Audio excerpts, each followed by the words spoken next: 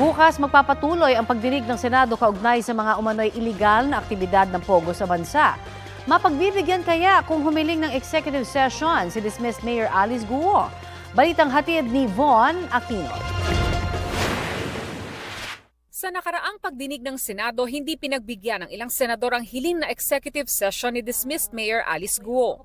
Sabi ngayon ni Senate Deputy Majority Leader J.V. Ejercito, papabor siya na executive session kung isisiwalat ni Guo ang mga nalalaman nito sa operasyon ng iligal na Pogo sa bansa. Tingin kasi niya isa lamang pawn si Guo ng mas malaking web ng international syndicate. Kung sakaling executive session, siguro bigay natin para malaman natin, para maituro kung sino talaga yung mga big bosses sa likuran nitong illegal na Pogo. Nais din daw malaman ni Ejercito kung sino ang mga tumulong kay Guo na makapasok sa politika.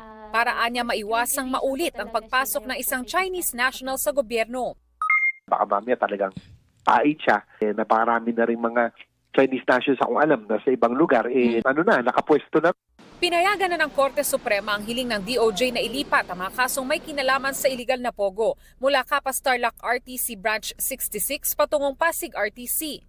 Sa kanyang liham kay Chief Justice Alexander Gesmundo, sinabi ni Justice Secretary Crispin Remulla na kailangan tiyaking patas ang sistema ng hustisya, lalo't ang mga high-profile cases na ito ay nakakaapekto sa national security.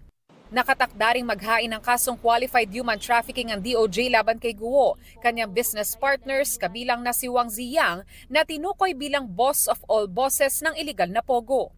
Von Aquino nagbabalita para sa GMA Integrated News. Kapuso, para sa mga maiinit na balita, mag-subscribe sa GMA Integrated News sa YouTube. Sa mga kapuso naman abroad, subaybayan nyo kami sa GMA Pinoy TV at sa www.gmanews.tv.